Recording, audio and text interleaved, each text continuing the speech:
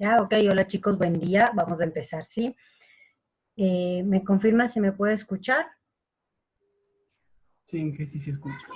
Sí, Ok, Inge, sí lo escuchamos. gracias. Sí, Inge. Ok, le doy la más cordial bienvenida a la segunda charla de este ciclo de conferencias que se han preparado ya en este semestre, ¿sí?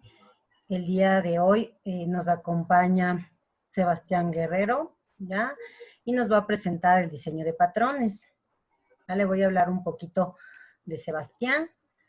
Sebastián es ingeniero en sistemas informáticos y de computación de la Escuela Politécnica Nacional. Además, él tiene una maestría en ciencias de la computación de University of Nottingham.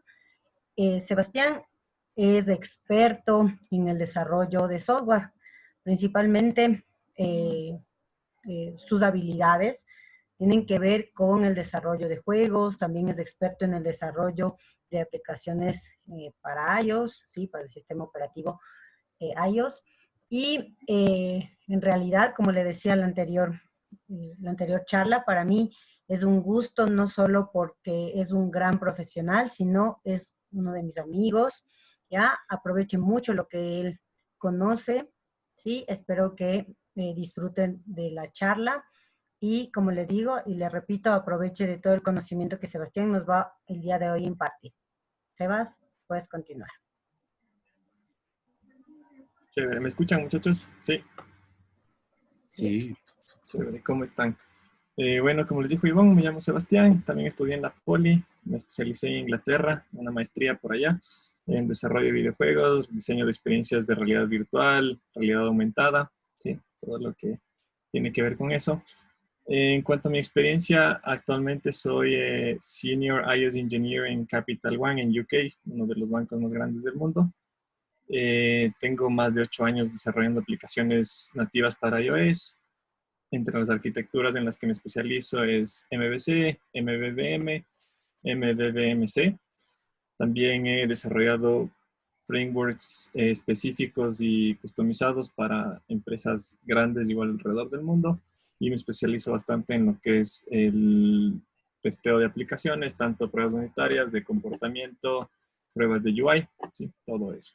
Entonces, un poco más de mi experiencia. Aquí en Ecuador he trabajado con algunas empresas, entre ellas AppTouch, Supermaxi, Fiducia, Buen Plan, en Devsu también, que es súper recomendable si alguien quiere algún rato hacer prácticas o empezar a trabajar en una empresa que les va a exigir un montón y que van a aprender bastante. Devsu es una muy buena empresa. En Latinoamérica he trabajado con Roche y con Merck, desarrollándoles aplicaciones para ellos. En Estados Unidos con BioVideo, con Deutsche, que es una agencia digital que maneja un montón de clientes, con Taco Bell en Estados Unidos también, y con una empresa que se llama Cognitical. En Inglaterra también trabajé en Roller Agency, es una agencia digital, igual un montón de clientes con los que se trabajó ahí. Y actualmente, como les digo, Capital One, que es uno de los bancos más grandes del mundo, ¿sí? Entonces, ¿de qué vamos a hablar hoy? Vamos principalmente de patrones de diseño, pero para poder entender lo que son los patrones de diseño y por qué son tan útiles, por qué tenemos que dedicarnos a estudiar patrones de diseño, tenemos que tener muy claro todo lo que es la programación orientada a objetos. Tenemos que entender cuáles son los principios del desarrollo de software, ¿sí? Y los principios SOLID, ¿sí? Entonces vamos a ver una igual pequeña introducción de todo esto y también vamos a conversar sobre los patrones de diseño. Sí, entonces para ver un poquito dónde estamos parados todos y ver en qué partes tengo que poner un poquito más de énfasis, vamos a hacer una pequeña pruebita súper rápida para los que ya han utilizado Kahoot. Si pueden meterse lo más rápido que puedan, la mayoría de personas, para hacer una encuesta súper rápida de, de en qué punto estamos para ver en qué puntos tengo que yo dedicar un poquito más de tiempo en la explicación, ¿sí? Entonces, si pueden entrar a kahoot.it, pueden entrar desde el teléfono o en cualquier navegador y ponen este código. Sí, les va a pedir que pongan un nombre, ponen igual cualquier nombre y, y veamos cómo nos va con esto entonces.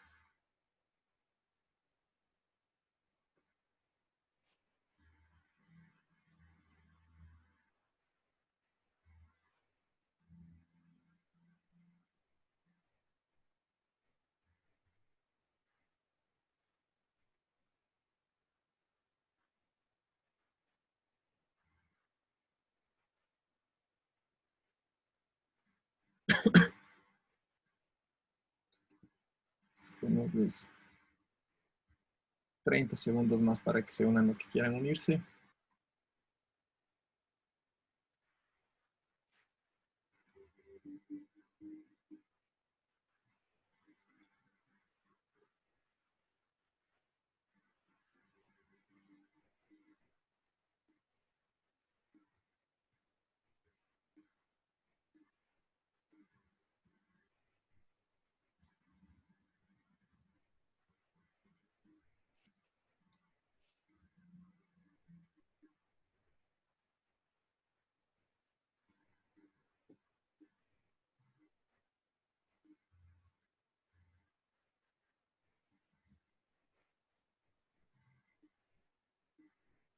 Chévere, entonces comencemos con esto. Les va a salir una pregunta y las opciones van a ser sí y no. Sí, solo es para cachar un poquito el background que tenemos todos aquí.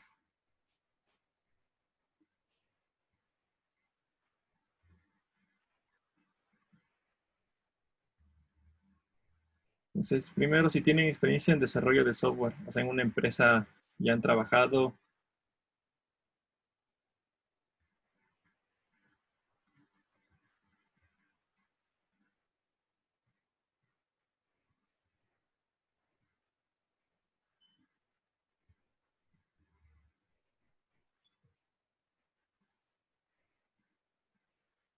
17 no tienen experiencia, 4 ya tienen experiencia en empresas. Ok, chévere.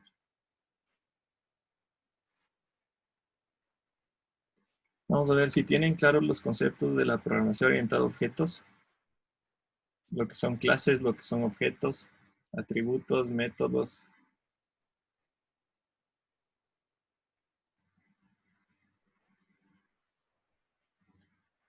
Chévere.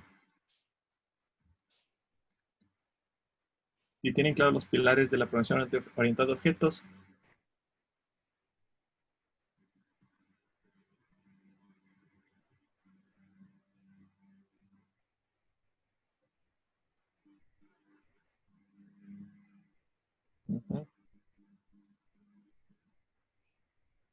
¿Conocen los principios del desarrollo de software?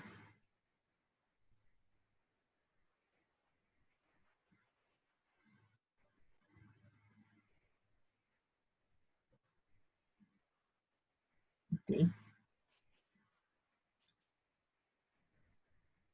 ¿Conocen los principios SOLID?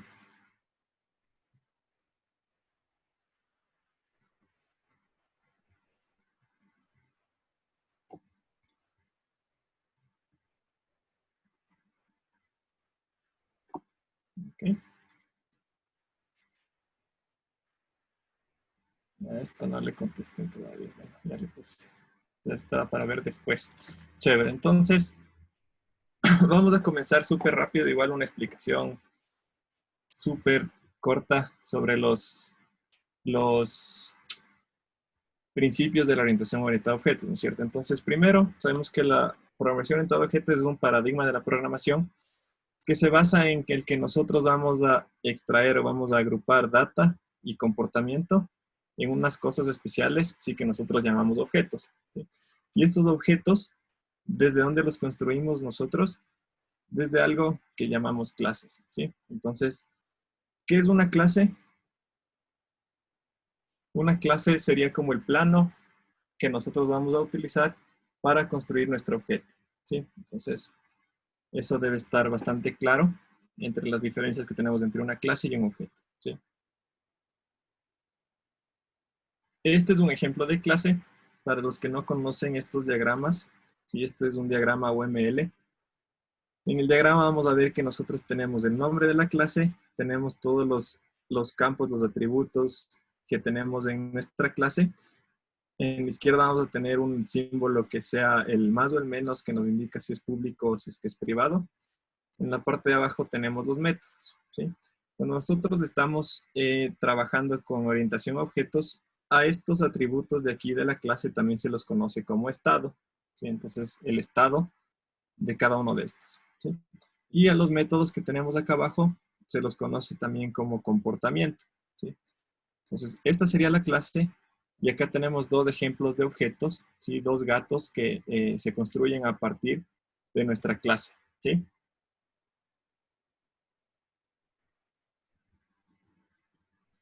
Entonces vamos ahora a los pilares, ¿sí? Los pilares de la programación orientada a objetos.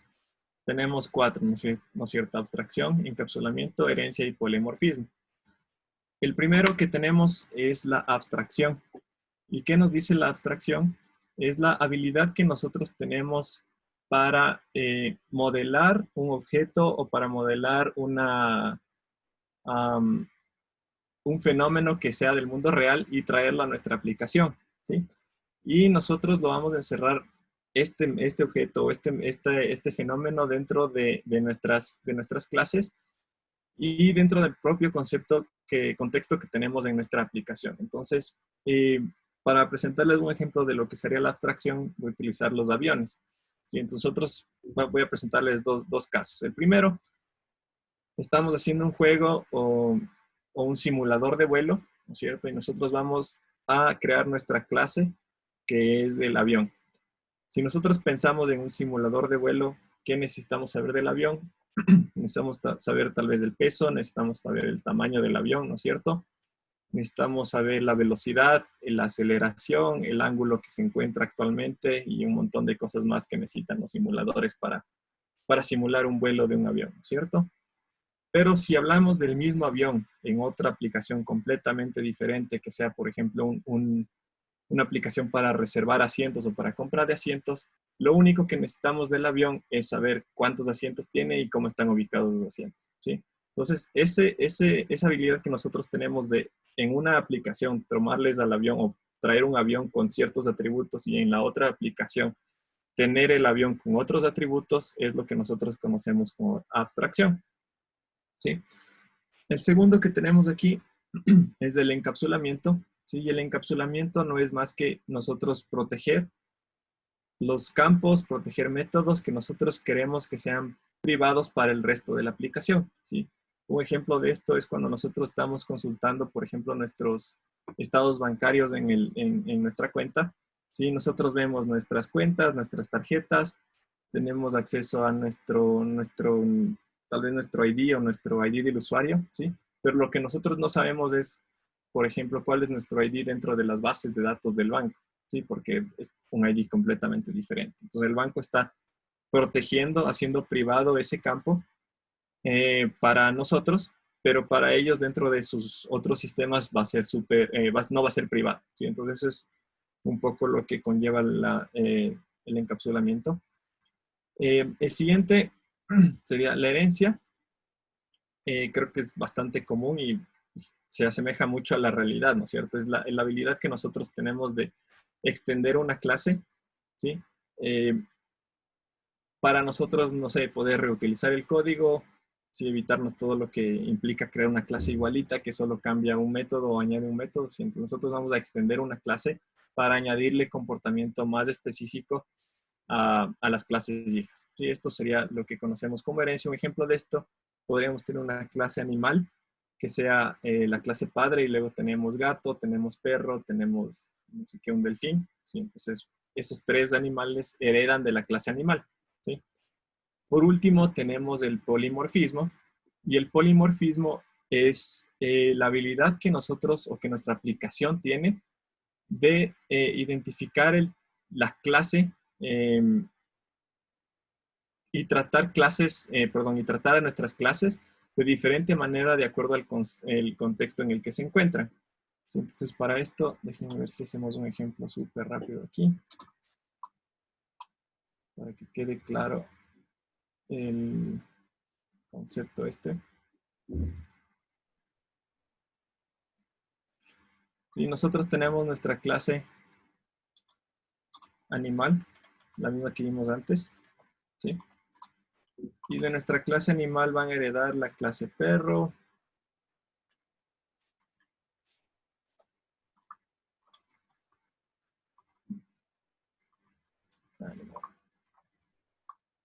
y la clase gato, por ejemplo, ¿sí?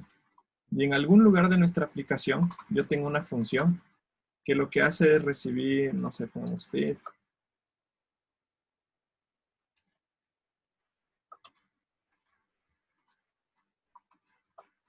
¿sí? Vamos a alimentar a un animal, ¿sí? Entonces, ¿qué dice el polimorfismo? En que yo le podría enviar a la clase gato o a la clase perro aquí, y mi aplicación va a entender que se trata de un animal porque las dos están heredando de la clase animal, ¿sí? Entonces, si yo me creo un gato aquí,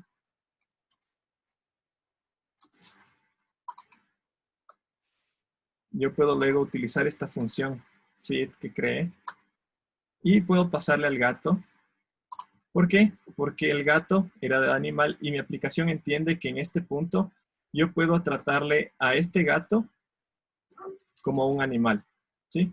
Entonces eso es lo que me dice el polimorfismo, ¿sí? Entonces con esto claro, vamos a ver ahora el tipo de relación que vamos a tener dentro de nuestras aplicaciones. Y esto es importante también entender porque todo esto viene de los diagramas UML, ¿sí? Entonces, hace rato vimos el diagrama de clase de UML y la verdad yo no soy muy fan de los diagramas UML, pero nos sirven bastante para entender muchos conceptos, ¿sí? Entonces, tenemos aquí el de dependencia, la relación de dependencia en el que los cambios que nosotros hagamos a la clase B, vamos a poder o podrían generar cambios en la clase A, ¿sí? La dependencia es la relación más débil que existe entre dos clases y es lo que siempre tenemos que tratar de llegar hacia eso, ¿sí? ¿Qué más tenemos? La asociación en la que el objeto A conoce sobre el objeto B, ¿sí? En agregación y composición son súper parecidos y responden a este enunciado que es el tiene un, ¿sí? Entonces, en agregación y composición, la clase A tiene un elemento de la clase B o en composición tiene algunos elementos de la clase B, ¿sí? En herencia y en implementación, en cambio, responden a otro concepto que se llama el es un, ¿sí? Entonces, estos dos de aquí tiene y esto de acá responde al es. ¿Sí? Entonces una clase, cuando decimos que una clase es, en nuestro ejemplo que hicimos antes, que es el del gato y el perro, ¿sí? El gato es un animal y el perro es un animal, ¿sí? Entonces estamos hablando de herencia, ¿sí? Así es como se ve dibujado. Si nosotros hiciéramos, no sé, una universidad tiene estudiantes, sería agregación, ¿sí? Entonces, en ese caso tendríamos agregación. O composición, porque son algunos, ¿sí? Entonces, esas son más o menos las formas en las que nosotros podemos relacionar a los objetos en nuestra aplicación, ¿sí? Entonces, vamos a ver un poquito qué son los patrones de diseño, ahora sí, teniendo un poco claro los conceptos de la programación orientada a objetos. En primer lugar, los patrones de diseño son soluciones típicas a problemas, son soluciones típicas a problemas que ya existen o a problemas típicos que tenemos en el desarrollo de software, ¿sí? Muchas veces son confundidos con algoritmos, y por eso les pongo aquí que no son algoritmos, porque los patrones de diseño te dan ciertas pautas que tú debes seguir, pero no necesariamente siempre tienes que ejecutarlas en ese orden. Cuando nosotros hablamos de un algoritmo, en cambio, sabemos que el algoritmo nos dice, bueno, paso 1, hacer esto, paso 2, hacer esto, paso 3, hacer esto, pero cuando nosotros hablamos de patrones de diseño, nos recomiendan la forma de implementar cosas, pero no siempre las vamos a seguir al pie de la letra, perdón, porque cada aplicación es diferente y cada aplicación va a tener sus propias necesidades y vamos a necesitar implementar el patrón de diferente forma, ¿sí? Y tampoco es una cuestión de copiar y pegar, ¿sí? No es que tenemos nuestro patrón de diseño listo, copiamos, pegamos en una aplicación, pegamos en la otra y va a funcionar. Eso no funciona de esa manera. Como les digo, el algoritmo sí puede que nos funcione de esa forma en la que nosotros copiamos de un lado, pegamos en el otro y el algoritmo sigue funcionando. En los patrones de diseño nosotros tenemos que ajustar el patrón a nuestra aplicación, ¿sí? Entonces, ¿qué conforma un patrón o cómo se estudia por lo general a los patrones de diseño? Primero se les da un nombre, obviamente, para poderlos identificar, ¿cierto? Segundo, se habla de un problema y el problema va a ser una descripción que nos va a presentar un contexto y nos va a presentar también en qué lugares nosotros debemos aplicar este patrón, ¿sí? Lo siguiente que vamos a tener es la solución, que vamos a ver que la solución la vamos a presentar en un diagrama OML con las relaciones que existen entre las diferentes clases, con la separación de los conceptos, ¿sí? Y por último, tenemos las consecuencias, ¿sí? Que va a ser cuáles son los pros y los contras de utilizar nuestros patrones, ¿sí? Esperen, mi perrito está llorando. Solo le saco.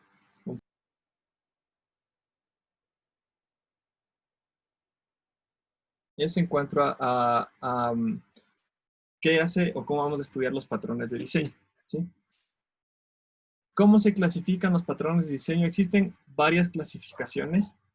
Existen los patrones de arquitectura, que algunos conocerán, que son modelo vista controlador, modelo vista modelo, y algunos más, ¿no es cierto? En nuestro caso o en esta charla vamos a hablar un poquito de los tres que son para el desarrollo de software, que sería el creacionales, estructurales y de comportamiento. Entonces, un creacional, los patrones creacionales nos van a permitir a nosotros encontrar diferentes mecanismos para nosotros crear objetos de una manera flexible, sin tener que, respetando varios de los principios del desarrollo de software, ¿sí? En los estructurales vamos a hablar de cómo vamos a seguir agregando o cómo vamos a agregar más objetos a nuestra aplicación y cómo se van a ir creando, cómo se van a ir conectando estos objetos dentro de unas estructuras más grandes dentro de nuestra aplicación, ¿sí? Y el comportamiento, los de comportamiento son cómo se relacionan los objetos, qué es lo que comparten, cómo comparte data cada uno de los objetos y las responsabilidades que tienen cada uno de los objetos entre ellos, ¿sí? Entonces, esa es la forma en la que nosotros vamos a clasificar a los patrones de diseño.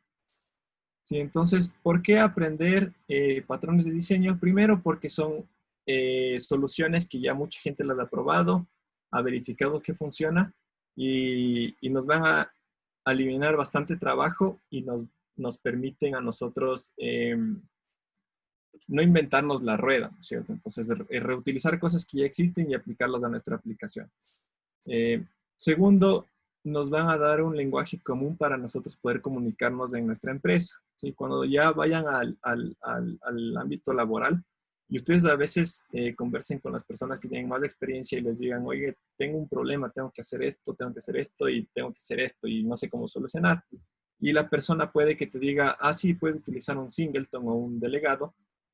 Y si tú no tienes idea de patrones de diseño, te quedas en las mismas, pero si sabes que existen esos patrones de diseño, bueno, si no los conoces bien, los vas a estudiar, pero sabes que estamos hablando de patrones de diseño y nos da un lenguaje común para, en nuestra empresa, manejarnos de mejor forma, ¿sí? Y entendernos mejor entre todos.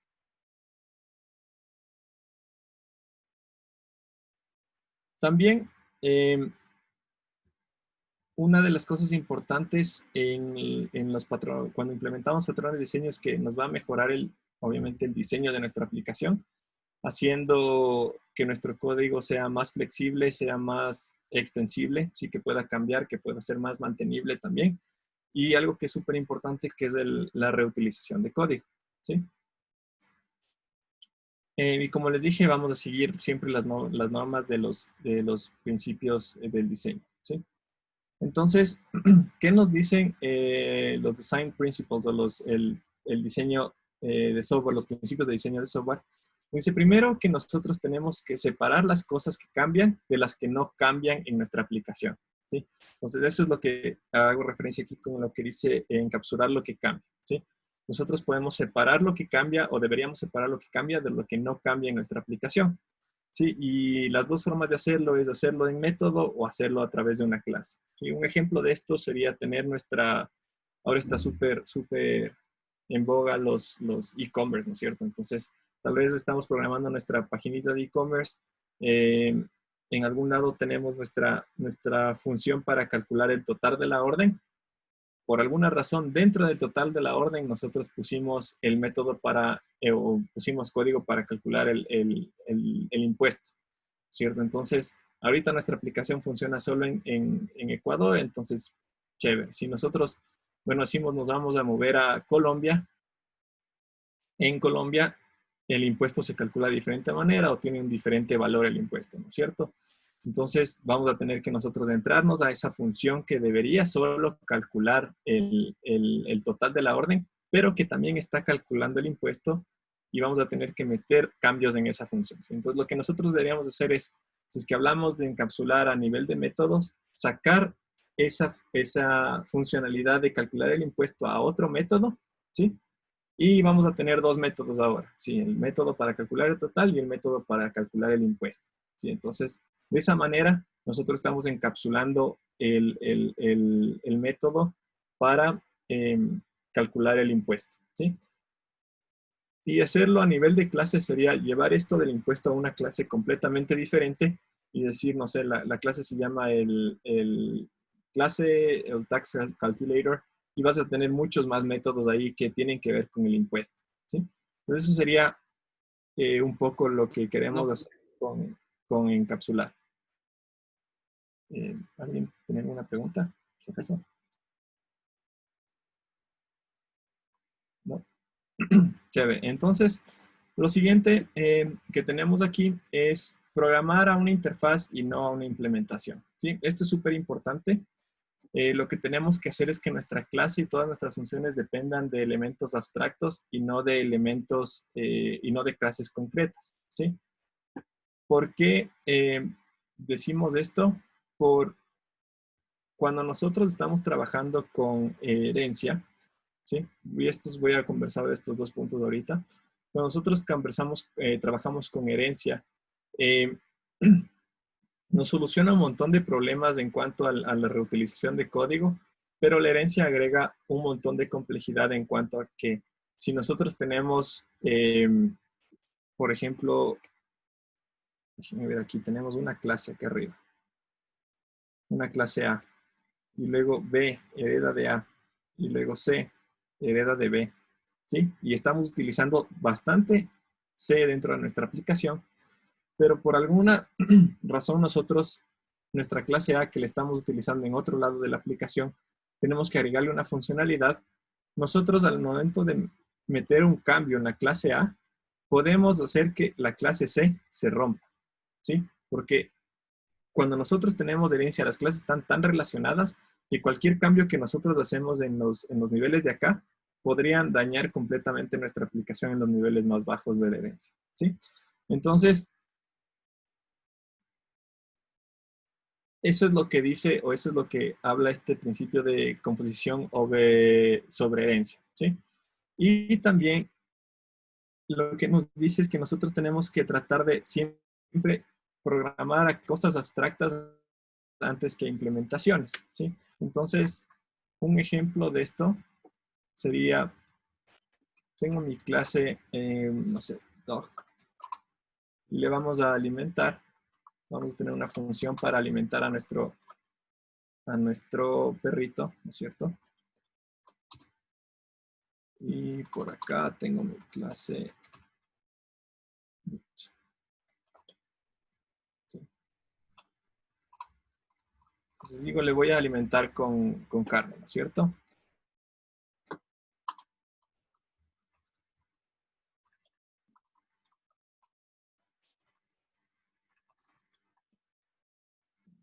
Súper rápido. Punto feed.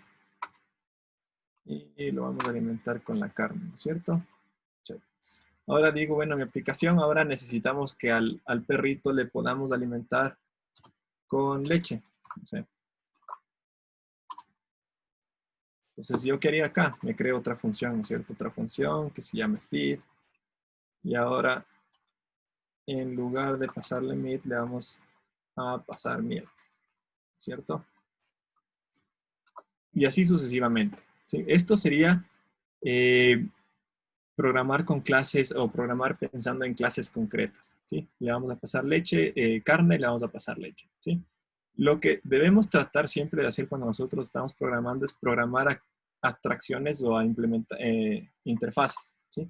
Entonces, si nosotros pensamos en esta forma y nosotros queremos agregar nuevas formas de alimentarle al perro, por cada forma de alimentar al perro, vamos a ir agregando otra aquí y otra acá y otra acá, ¿cierto? Ahora, lo que me dice este principio del desarrollo de software es que yo debería tener una interfaz, ¿sí? Y que todas estas clases implementen esta interfaz.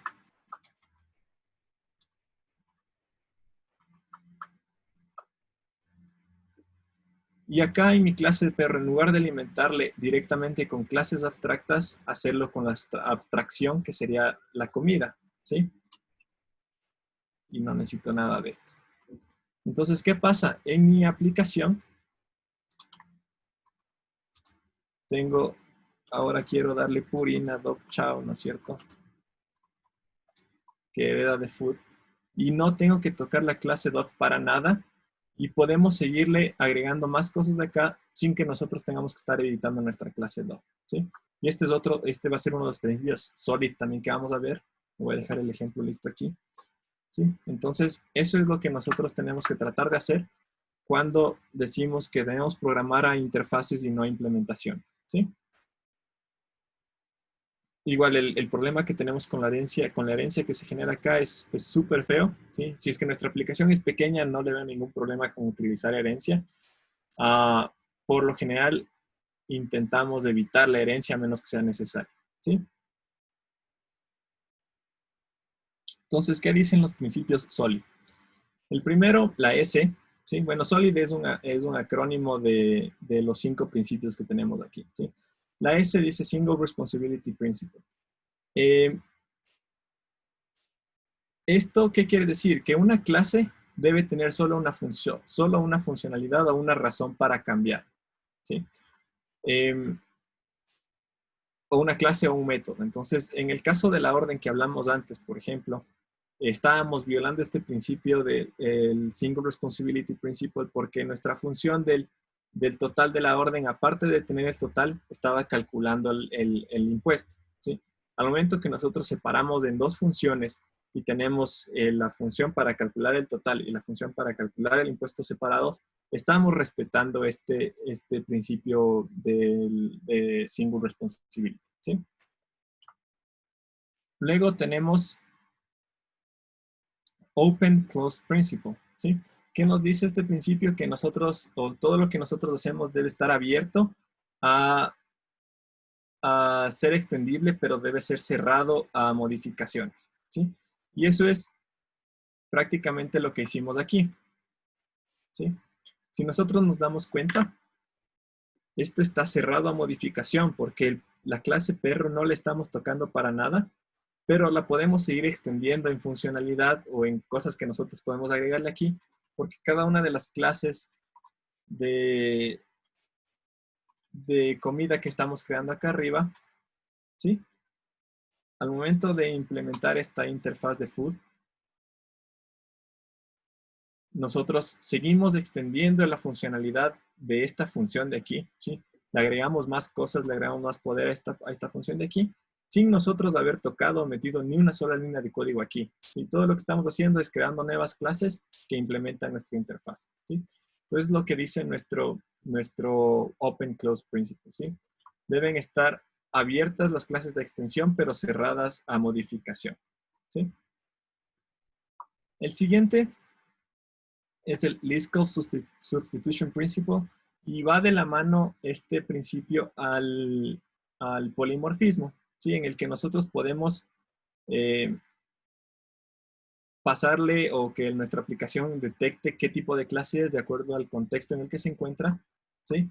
De nuevo, puedes utilizar el mismo ejemplo. En este caso, nuestra función necesita que le enviemos algo que sea food y acá nosotros estamos enviándole algo que es meat, pero como meat implementa el protocolo de food, funciona, ¿sí? Entonces, si ven de esta forma, nosotros con este pequeño ejemplo hemos respetado dos de los principios o hemos hecho un ejemplo con dos de los principios solid, que son el open closed y el Liskov substitution principle, ¿sí?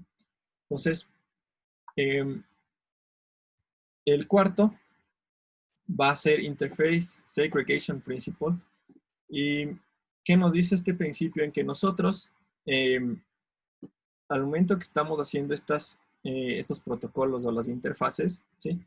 Vamos aquí a nosotros a necesitar agregar funciones, ¿sí? La función 1, la función 2, la función 3, la función 4, ¿sí?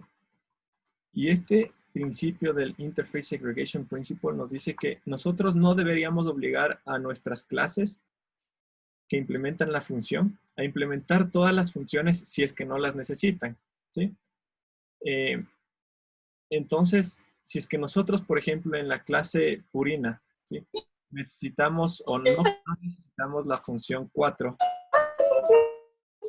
esta no necesitamos,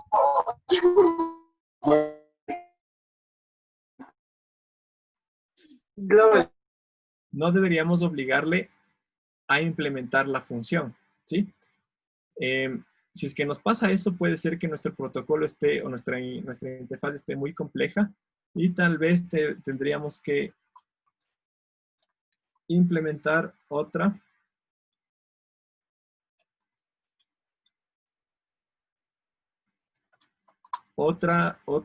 interfaz o crearnos otro protocolo, ¿sí? Que solo tenga la función 4.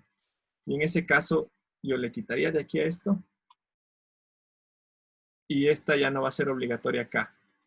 Sí, pero si es que en alguno de los otros necesito la función 1, 2, 3 y 4, tranquilamente puedo decirle implementa los dos protocolos, ¿sí? Entonces, eso es el Interface Segregation Principle, ¿sí? Separar las interfaces, tampoco tenemos que hacer las interfaces muy complejas y no obligarles a las clases que implementan la interfaz a implementar todas las funciones si es que no lo necesitan, ¿sí? Y el último es el Dependency Inversion Principle, que nos dice que nuestras clases de más alto nivel no deben depender de nuestras clases de bajo nivel. Entonces, digamos que estamos haciendo nuestra aplicación aquí. Voy a hacer mi pantalla. En mi lista de compra, ¿no es cierto? Bueno, en la aplicación de órdenes que estaba haciendo antes, tengo mi tablita aquí, los iconos del producto y la descripción del producto con el precio y demás, ¿sí? ¿Qué es lo que suele pasar muchas veces? Es que nosotros en la misma clase que se encarga de la presentación de todo esto de aquí, metemos la base de datos y digamos que estamos usando una base de datos MySQL. Si nosotros, en este caso, en este ejemplo, nuestra vista, voy a ponerle vista a este, depende de nuestra clase MySQL. Eso es lo que no tenemos que hacer. Eso es lo que el principio de Dependency Inversion nos dice, que nuestra clase de más alto nivel, que sería la V acá, esta sería nuestra clase de alto nivel, no debe depender de las clases de bajo nivel, ¿sí? No debe depender de estas clases. Eso quiere decir que nosotros en nuestra clase, no deberíamos tener una cosa que se llame, o una instancia, perdón, de la clase MySQL, ¿sí? No deberíamos tener una instancia de la clase MySQL. ¿Por qué? ¿Qué pasa si nuestro cliente nos dice, sabes que ya no quiero usar MySQL, ahora quiero utilizar Oracle? Entonces, si nosotros cambiamos esto a Oracle, esta pantalla de aquí se rompe por completo porque estábamos dependiendo de MySQL y de las funciones que tiene MySQL y de cómo MySQL filtra y de cómo MySQL busca y cómo hace el fetch de la data y etc. ¿Sí? Entonces, ¿cuál es la solución para esto? Es de nuevo, volvemos a las implementaciones con interfaces o protocolos. Entonces, nosotros deberíamos tener un protocolo que se llame Database, por ejemplo, ¿sí? Y que tanto MySQL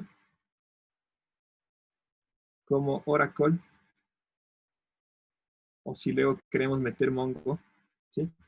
Que todas estas implementen esta interfaz y en mi clase, en lugar de tener una instancia de MySQL, decirle, voy a meter una base de datos, ¿sí?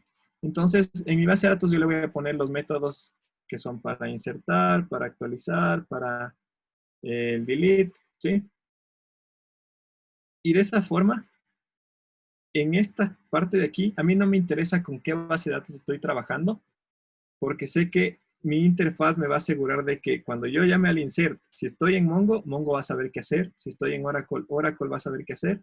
Y si estoy en MySQL, MySQL va a saber qué hacer. ¿Sí? Entonces eso me dice el Dependency Inversion Principle.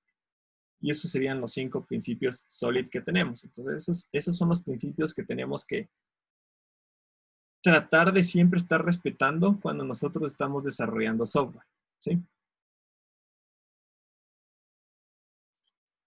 Entonces, ahora sí, teniendo claros los principios, teniendo claro la programación orientada a objetos, vamos a ver los patrones de diseño creacionales. ¿Sí? Entonces, en cuanto a los creacionales, tenemos el Factory, Abstract Factory, Builder, Prototype, el Singleton.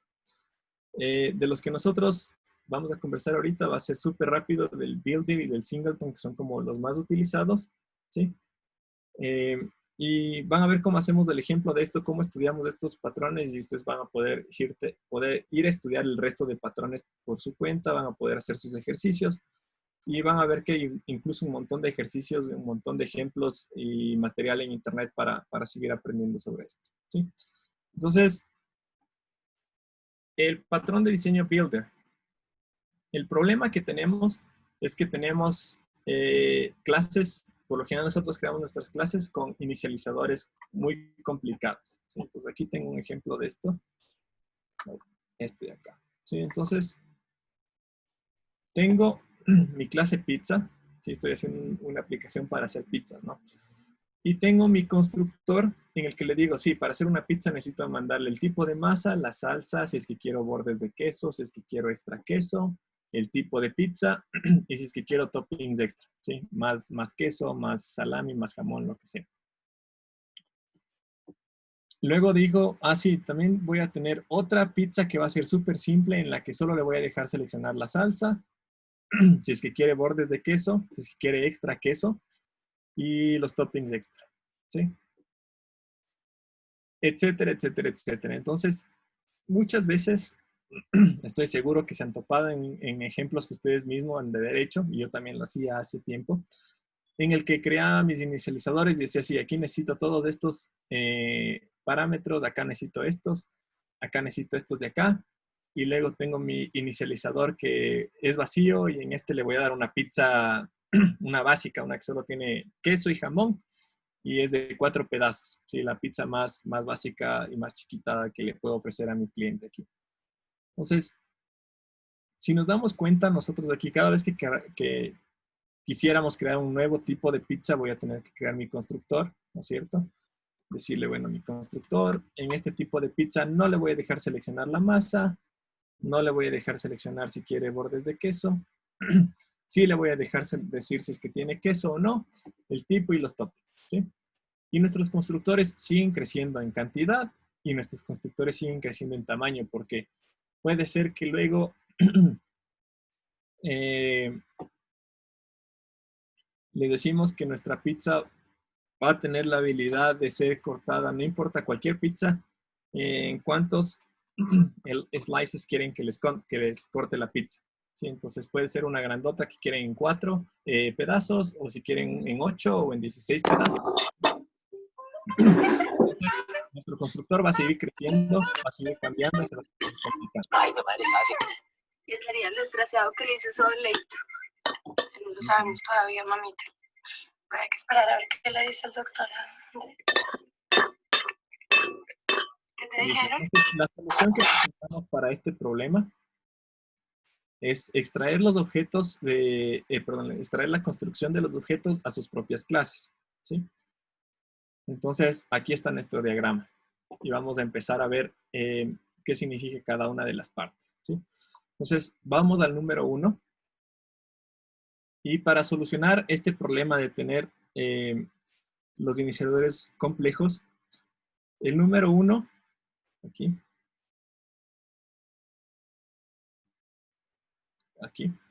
nos dice que tenemos que crear una interfase, un protocolo que va a ser el constructor, el que va a tener todos los pasos de nuestra construcción, ¿sí? Entonces, Yo ya tengo mi código listo por aquí y les voy a ir presentando cómo se ve. Entonces tengo mi constructor de la pizza, ¿sí? En el que vamos a empezar la pizza, vamos a setear el tamaño de la pizza, la masa, la salsa, extra toppings que tenga y vamos a devolver un objeto pizza, ¿sí? Que va a ser nuestra solución, ¿sí? Luego nos dice, vamos a crear constructores concretos que van a implementar nuestra interfaz esta del constructor, ¿sí? En el punto 2. ¿Qué nos dice el punto 2? Voy a crear mis constructores concretos. Entonces aquí tengo dos constructores. El uno es una pizza vegetariana y el otro es una pizza de carnes, ¿sí? Entonces, en mi constructor de la pizza vegetariana, por ejemplo, le digo que la masa no la voy a dejar escoger. Siempre va a ser masa gruesa, porque si no, ¿con qué se llenan los panes vegetarianos, no es cierto? Luego, el tipo de salsa siempre va a ser tipo salsa de tomate, ¿sí? Y le voy a dejar poner extra toppings, pero los toppings de base siempre va a ser cebollas y pimientos, ¿sí? Y aparte de eso pueden agregarle más cosas. En la pizza de carne, en cambio, sí le voy a dejar setear el tamaño. Le voy a dejar, la pizza va a ser de masa delgada. La salsa va a ser una salsa picante, ¿sí? Y los toppings que van a ser siempre, voy a dejarle poner extra toppings, pero siempre las bases van a ser queso, pepperoni, la salchicha y el salami, ¿sí? Listo, entonces eso dice, y esos van a ser mis concrete builders, ¿sí? Los dos que tengo aquí.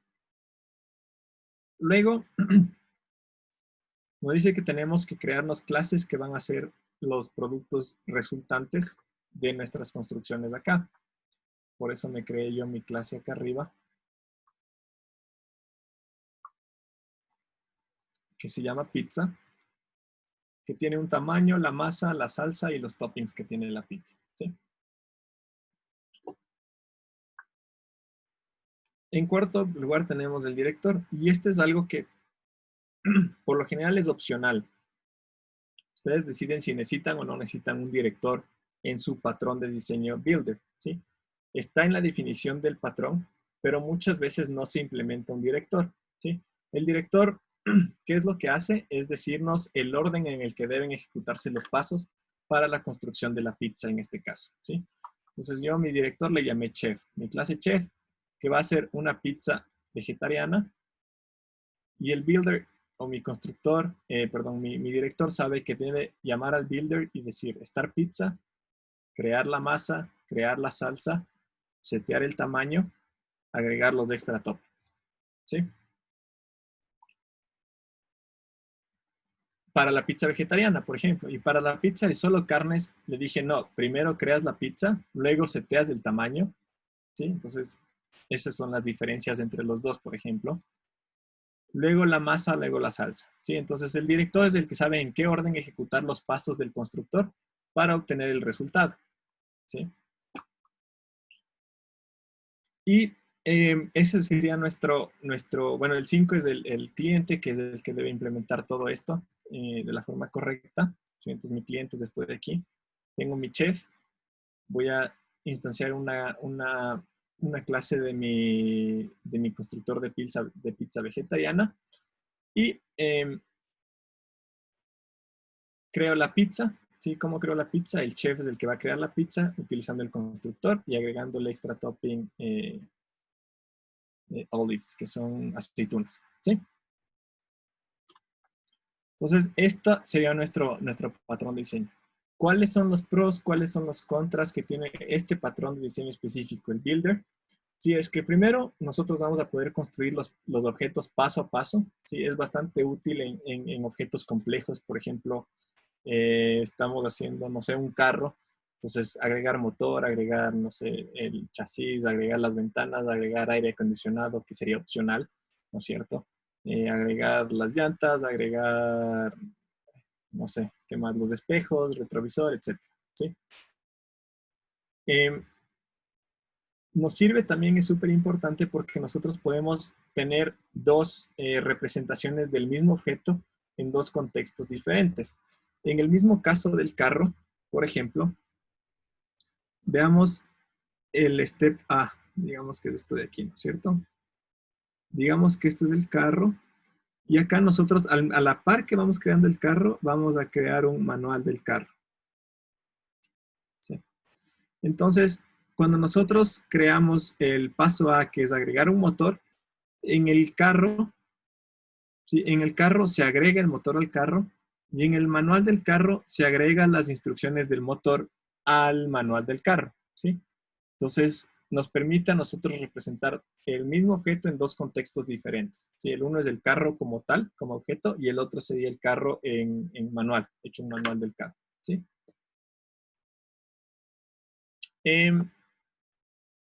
Lo siguiente es que nosotros podemos reutilizar los constructores en cualquier parte de nuestra aplicación. ¿Sí? Entonces nos da bastante reutilización de código. Y también estamos respetando el principio, el primero de los principios SOLID, que es el Single Responsibility Principle, que nos dice que cada clase debe tener sola un motivo para cambiar. Entonces, en este caso, el Builder 1 hace solo lo que tiene que ver con el Builder 1, el Builder 2 hace solo lo que tiene que ver con el Builder 2. ¿Sí? Entonces, aquí tenemos, en nuestro ejemplo de nuevo, solo lo que tiene que ver con pizzas veganas, solo lo que tiene que ver con vegetarianas, solo lo que tiene que ver con pizzas de carne, a diferencia de lo que tenemos acá, que tenemos todo una mezcla de cosas y no sabemos qué es de cada cosa, ¿sí? Entonces no sabemos a qué corresponde cada una de estas cosas, ¿sí? ¿Cuál es el contra de este principio? Por ejemplo, es que el código, si nosotros vemos, crece en complejidad, ¿sí? Entonces, si nosotros vemos nuestro primer código que teníamos nuestra clase pizza y nuestros 5 inicializadores, se ve bastante sencillo a lo que nosotros tenemos acá, que estamos haciendo prácticamente lo mismo, ¿sí? Pero ahora tenemos un builder, nuestro producto pizza, tenemos el builder de la vegetariana, el builder de carnes y el chef, que es el que se encarga de decir en qué orden se van agregando los pasos para construir nuestra pizza, ¿sí? Entonces, este es un ejemplo de una implementación del build, ¿sí? Creo que ya son las 12. Ya son las 12. Nos queda un minuto. Ivonne, ¿hasta qué hora tenemos? Hasta las 12, ¿no es cierto? No importa, Sebas. Puedes continuar, no hay problema. Unos 15 más nomás les explico el singleton y luego vamos a la parte de preguntas por si alguien tiene preguntas. Okay, el singleton, el singleton es un patrón de diseño bastante utilizado y el más común, creo, y tiene un problema grandote también. Entonces vamos a analizarle al singleton entonces un poco. El problema que nosotros tenemos cuando vamos a implementar singleton es que nosotros necesitamos tener un acceso global hacia algunas variables y tenemos que crear una sola instancia sobre una clase, ¿sí? Entonces, un ejemplo bastante común de esto es cuando nosotros hacemos bases de datos, ¿sí? Entonces, nosotros creamos una sola instancia de conexión de la base de datos y lo reutilizamos en toda la aplicación, ¿no es cierto? ¿Cuál es la solución del singleton? Es crear un constructor privado, ¿sí? Y crear una instancia estática de este objeto. Entonces, veamos dónde tengo un ejemplo. Singleton. ¿Sí? Entonces, tengo, por ejemplo, mi servicio de autenticación, que le voy a hacer un singleton. Entonces, primero hago que mi constructor sea privado. Luego me creo una instancia estática de este servicio, ¿sí? Y está listo para ser utilizado en cualquier lado de nuestra aplicación en la que nosotros queramos, ¿no es cierto? Sí, entonces, eso es lo interesante del singleton. Ahora, es súper fácil utilizarlo de manera incorrecta al singleton. Hay muchas personas, y he visto en gente que tiene años y años de experiencia también que pasa esto, en que piensan que el singleton es la solución a todos sus problemas y ponen singletons en todo lado y llaman a singletons desde todo lado, ¿sí? Entonces, ¿cuáles son los pros y contras que tiene el singleton? Primero, las ventajas que tiene es que nos aseguramos que una clase tiene una sola instancia, que es lo que queremos tratar de solucionar, ¿no es cierto? Tenemos acceso global a esta instancia desde cualquier lado de nuestra aplicación, ¿no es cierto? Y lo bueno del singleton es que solo se inicializa cuando se lo requiere. Si antes de que sea la primera vez utilizado, no se va a inicializar el singleton, ¿sí? Entonces ahí hay un manejo de memoria un poquito bueno, por así decirlo. ¿Cuáles son las consecuencias que tiene en que violamos el Single Responsibility Principle? Porque nosotros vamos a poder alterar el singleton n veces de diferentes formas. Va a ser accesible desde muchos lados y no vas a saber desde dónde nomás está siendo accesado el singleton, ¿sí? Y violamos el principio de que solo debe haber que solo debe hacer una sola cosa, ¿sí? Cuando se trabaja con singletons también hay un problema de diseño. O muchas veces no siempre se necesita un singleton para nuestras soluciones, sino que el problema es uno diferente, pero pensamos que el singleton es la solución y ahí, en lugar de traer una solución a nuestra aplicación, traemos un mal diseño a nuestra aplicación. Otro problema que trae el uso de singleton es la concurrencia en cuestiones de múltiples hilos, porque al ser una instancia que está siendo accesible por cualquier lado desde la aplicación en cualquier momento, y nosotros estamos trabajando, por ejemplo, con una base de datos y desde dos lugares diferentes hacemos un insert utilizando este singleton.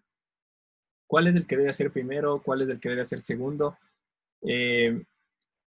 Y si es que en algún lado de la aplicación al mismo tiempo también estamos haciendo un fetch de la data, nos va a llegar cuando ya los dos ingresos se hicieron o cuando el uno se hizo y el otro todavía no se hace, y etcétera. Entonces, es importante saber manejar bien los hilos cuando se trabaja con singletons también. ¿Sí? Es importante conocer sobre semáforos o blockers o logs que podemos poner en los hilos para solucionar este tipo de problemas. Y el otro problema grande es cuando estamos trabajando con pruebas, que uno de los principios cuando nosotros hacemos pruebas es que la prueba debe ser isolated, debe ser separada, completamente isolada del resto del código y debe hacer solo lo que la prueba dice. Pero realmente nosotros trabajar con singletons no podemos hacer eso porque el singleton puede ser accesible desde cualquiera de las pruebas que estamos haciendo. Entonces, puede que una prueba haya cambiado un valor y en la otra prueba estás verificando que el valor sea otro número y te falla la prueba porque el orden de ejecución de las pruebas es randómico y no sabemos cuándo se va a llamar al singleton y cuándo no se va a llamar, ¿sí? Entonces, es importante, el singleton es de los más utilizados, pero debemos tener bastante cuidado cuando lo utilizamos, ¿sí? Creo que hasta ahí vamos a llegar con la charla. Tenía algunos patrones más, pero de los estructurales y de comportamiento, ¿sí? Que son súper importantes, o si no me paso súper rápido por el adapter. El adapter nos permite a nosotros, o cuando se utiliza un adapter, por ejemplo, es cuando estamos utilizando librerías de terceros o código legado súper antiguo, ¿sí? En el que nosotros no tenemos forma de alterar el código viejo, ¿sí? Entonces, justo aquí tengo el ejemplo, les voy a abrir súper rápido para explicarles.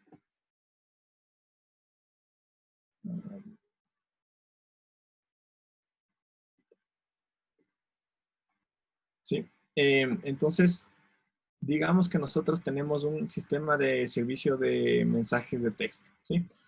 Envío mi mensaje de texto, perdón, desde aquí. Envío mi mensaje de texto y funciona. Y mi aplicación estaba funcionando bonito y todo con el envío de textos. Ahora el cliente me dice, sí, pero ahora también quiero enviar WhatsApp, ¿sí? Y ahora WhatsApp, su función para enviar mensajes se llama Send WhatsApp Message, ¿sí?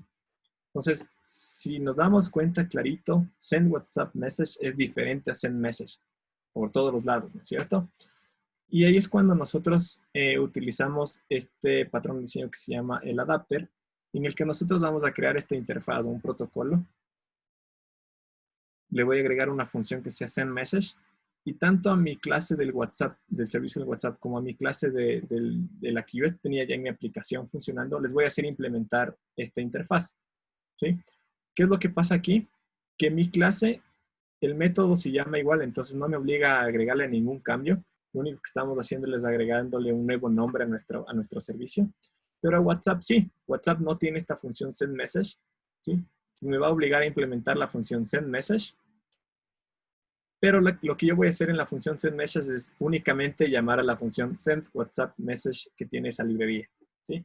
Entonces, esta interfaz del message service, lo único que me ayudó fue al WhatsApp tratarle como una clase que si yo lo hubiera creado y puedo utilizarla en mi aplicación. Entonces, ¿qué pasa aquí? Envío un nuevo mensaje en mi aplicación, le voy a decir utilizo un message service. Entonces, si utilizamos text o WhatsApp, para la aplicación es indiferente porque ya creamos este protocolo de aquí y estamos implementando, haciendo que WhatsApp implemente ese protocolo, ¿sí? Entonces, de eso más o menos se trata el adapter, ¿sí? De tratar de hacer que una clase sea compatible con otra, añadiéndole una interfaz, ¿sí? Igual, el contra de esto es que vamos a tener el código un poquito más complejo, ¿sí? El bridge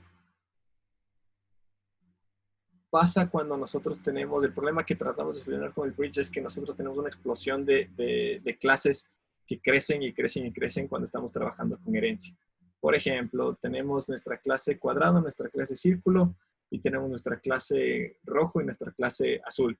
Y queremos crear una clase círculo rojo que tiene que unirse a las dos clases, ¿no es cierto? Luego una clase círculo azul, y luego el cuadrado rojo, cuadrado azul, y hemos sacado 4 clases hijas, ¿no es cierto? Eso es lo que vamos a tratar de solucionar con este patrón que se llama bridge. Y también otra de las cosas que tratamos de solucionar con el bridge es tratar de hacer clases que no dependan del sistema en el que se está trabajando. Uno de los ejemplos bastante comunes de esto es el uso de React Native o de Flutter, que son frameworks para desarrollo de aplicaciones móviles que te hacen un deploy automático de una vez a Android y a iOS. Entonces, a React Native no le interesa si cuando tú estás creando un botón, el botón no le interesa si estás en iOS o en Android, porque sabe que al momento que tú deployas o ejecutas la aplicación en Android, te va a aparecer el botón de una forma y si ejecutas en iOS te aparece de otra forma, ¿sí?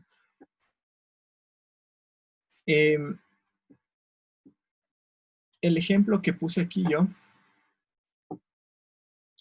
fue una aplicación para controlar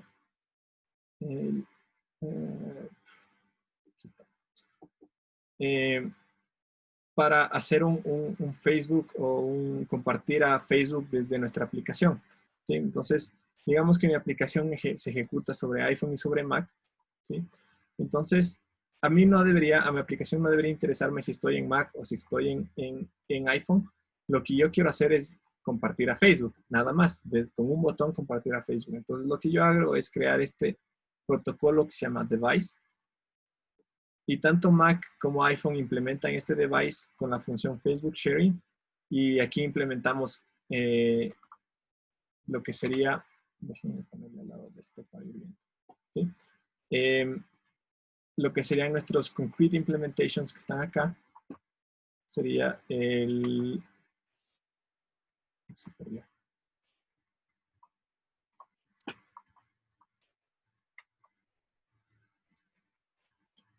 ¿Sí? Serían este Facebook Sharing en Mac y este Facebook Sharing en iPhone.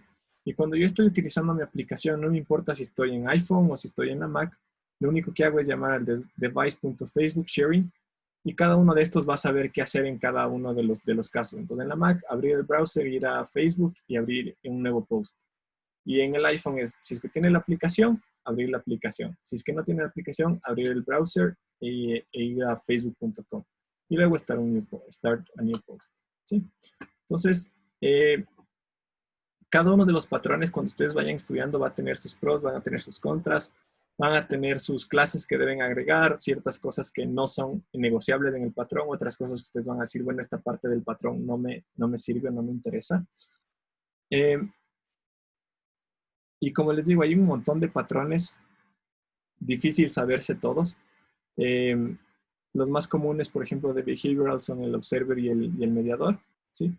El observer se utiliza mucho cuando necesitas notificar a varios lugares de la aplicación al mismo tiempo. Una de las librerías que se utiliza para implementar observers es RX, entonces tienen RX Java, RX C Sharp, RX Swift, RX Python, y etcétera, etcétera, etcétera. ¿Sí? Las librerías de RX están disponibles para casi todos los lenguajes. ¿Sí? Y el otro bastante común es el mediador, en el que nosotros queremos que la relación entre los objetos no sea tan directa. ¿Sí? Y un ejemplo claro de este patrón es utilizar el modelo vista controlador, en el que el controlador es el que se encarga de comunicar a la vista y al modelo. ¿Sí? Entonces, eso en cuanto a lo que son los patrones de diseño.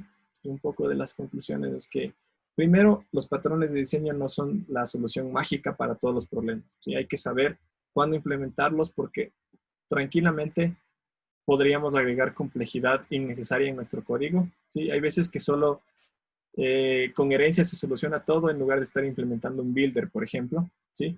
Porque tu aplicación solo necesitaba herencia porque es una cosa chiquita, y en contraste a lo que el builder hace, que es crearte un montón de más clases, ¿sí?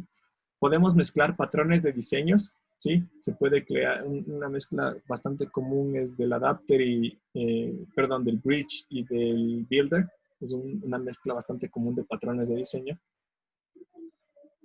Como les digo, los patrones de diseño no son recetas que hay que seguir al pie de la letra, sino son recomendaciones de cómo implementar diferentes soluciones.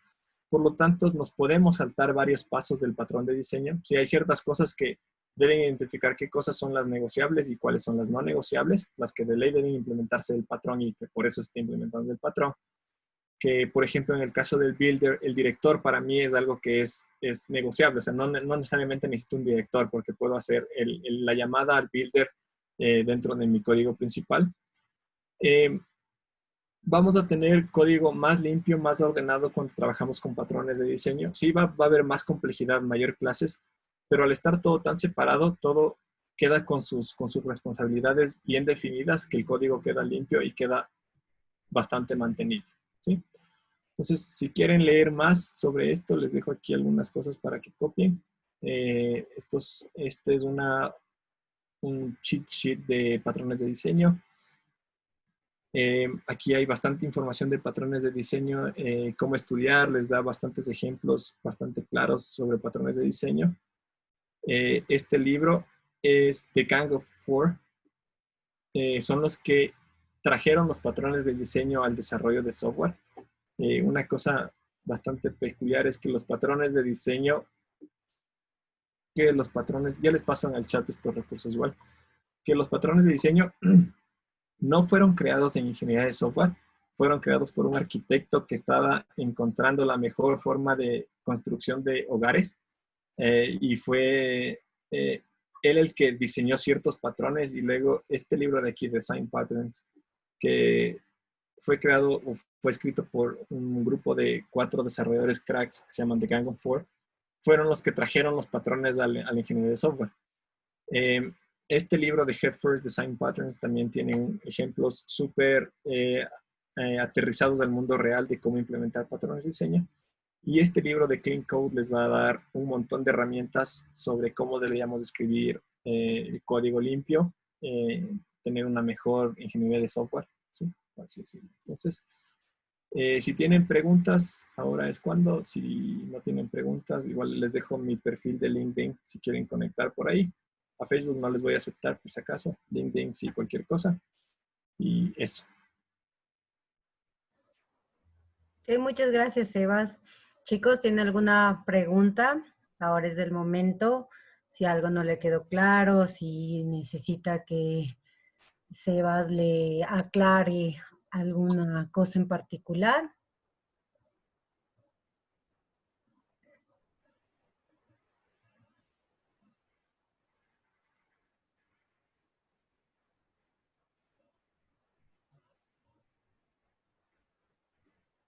¿Ok?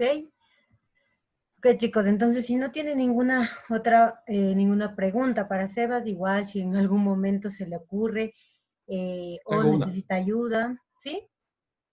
¿Puedo hacer una? Claro que sí. Claro. Hola Inge, ¿cómo está? ¿Qué dice Sebastián? Todo bien. Quisiera saber si hacemos una comparación entre usar patrones o no usar patrones de diseño en un producto, ¿no? Software. Ajá. ¿Qué características finalmente, por ejemplo, de calidad del producto final se pueden mejorar o se pueden empeorar? Bueno, habló de mantenibilidad, por ejemplo, pero, por ejemplo, eficiencia, desempeño, uso de recursos, etcétera. ¿Qué podríamos decir? Usabilidad, bueno, finalmente creo que tal vez no, pero algunas otras características para hacer una comparación, ¿no? Si es que hago con patrones, gano esto y pierdo esto. Eso quisiera saber. Claro. Cuando nosotros trabajamos con los patrones de diseño, bueno, de hecho, aunque no nos demos cuenta, creo que todo el tiempo estamos trabajando con patrones de diseño sin darnos cuenta. Muchas veces estamos implementando patrones de diseño. Las cosas que obviamente los contras que tenemos de los patrones de diseño es que muchas veces nos agregan más clases. ¿Eso qué quiere decir? Que de ley nuestra aplicación va a pesar un poquito más, ¿cierto? Ahora, en términos de calidad de la aplicación, cuando nosotros implementamos patrones, nosotros podemos hacer pruebas unitarias de mejor forma, ¿sí? Cuando nosotros estamos trabajando sin patrones, nuestras clases hacen de todo, nuestras funciones hacen de todo. Hacer pruebas unitarias de verdad es bastante difícil, bastante tedioso, y ahí es cuando nosotros nos damos cuenta que muchas veces está mal diseñada nuestra aplicación. Cuando nosotros implementamos patrones de diseño, existe como en estos ejemplos, tanta separación de las clases en que cada clase hace solo una cosa y nosotros podemos escribir pruebas para este subscribe de aquí, por ejemplo, o en el builder que tenemos un poco más complejo. Y pruebas para el director. ¿Qué es lo que debe hacer específicamente el director? ¿Qué es lo que debe pasar con este constructor de acá o con el otro constructor? ¿Sí? Entonces, se vuelve bastante segregado todas las responsabilidades que podemos tranquilamente nosotros probar. Crear pruebas unitarias o de comportamiento. Ahora, otra cosa que es súper... ¿Son reutilizables, escalables? ¿Mejora la escalabilidad, la reutilización? Claro, es súper mal escalable utilizar patrones que no utilizar patrones, como en el ejemplo de la comida de los perros, por ejemplo. ¿Dónde estaba el ejemplo? Aquí está. ¿Sí? Nosotros tranquilamente, ¿cómo escalamos esta aplicación? Aquí seguimos agregando más clases de cualquier cantidad de comida sin nosotros haber tocado la clase perro y seguimos agregando nuevas funcionalidades, ¿cierto? Y reutilización, supongo que también, ¿no? Claro, aumenta la reutilización, se puede reutilizar en cualquier otro lado. Como les dije, siempre hay que tener este cuidado de no es que el patrón me sirve en todo lado y con control C, control V de todas las clases de una aplicación en la otra y va a funcionar. Entonces siempre hay que adaptarle el patrón a las necesidades de nuestra aplicación, ¿sí? Y otra cosa que es importante es que al momento que nosotros separamos las clases, la relación que existe entre las clases nos permite a nosotros, de nuevo, en cuanto a calidad de software, agregar una pruebas se me olvidó el nombre de la prueba, de integración, en cuanto a cómo deben funcionar unas cosas relacionadas con las otras, ¿sí? Entonces vuelve mucho más fácil la implementación de pruebas dentro de una aplicación, ¿sí? Claro, y la confiabilidad también supongo que mejora. Claro, cuando tenemos pruebas, tenemos mejor mantenimiento, mejor confianza, tenemos mejor reutilización de cosas porque sabemos que si tocamos algo no se va a dañar el resto, o si se daña, la prueba nos va a notificar, ve, cambiaste esto, se dañó esto en esta parte. Entonces eso nos da más confianza al momento de nosotros seguir agregando funcionalidad al software o de hecho cambiar o migrar al software. Claro, es decir, en general mejoran las características, ciertamente. Sí. De alguna manera. Muchas gracias, Listo. Sebastián. Ok, muchas gracias, Sebas. No le va. ¿Tiene alguien más alguna otra pregunta? ¿No? Ok. Buenos días, buenas tardes. Hola, buenas tardes, te escuchamos. Hola, ¿cómo estás? Sebastián, una consulta. Quisiera saber cómo uno puede saber cuándo combinar varios patrones de diseño. No sé, ¿tú qué recomiendas? ¿Siempre usar uno solo? ¿O cómo saber cuándo hacer esta mezcla o combinación? O sea, lo mejor, ¿cómo saber? Primero debes estudiar bien los patrones. Cuando tú estudias bien los patrones, sabes en qué casos te sirve cada uno de los patrones. Vas a saber que en algún caso específico, en alguna aplicación, vas a necesitar, no sé, crear un builder y un bridge al mismo tiempo, porque tú vas a crear, por ejemplo, me invento, una aplicación que va a ejecutarse en iOS, en Android, en Mac, en iPads, en todo lado, y estás creando mediante el builder dinámicamente botones, ¿sí? Entonces el botón, la creación del botón lo haces a través del builder, pero la funcionalidad de cada uno de los botones en cada uno de los sistemas operativos lo vas a hacer a través del bridge, ¿sí? Entonces es cuestión de que estudies los patrones, los entiendas a profundidad y bueno, en ese caso ya se te va a hacer como medio natural el cómo mezclar este patrón con este otro patrón y etcétera. Entonces igual cuando tú estudias los patrones, me parece que justo en la página que les di, veamos, te aparecen y te dice, de hecho te dice, estos son los patrones comunes, por lo general se mezclan con este y con este y con este cuando tienes este tipo de cosas. No sé, veamos el visit.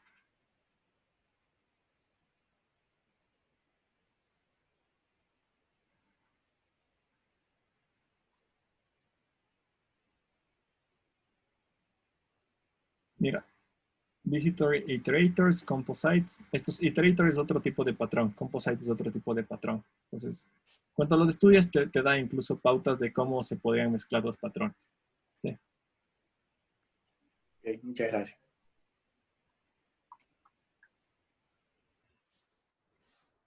Ok, ¿alguien más? ¿Tiene alguna otra pregunta?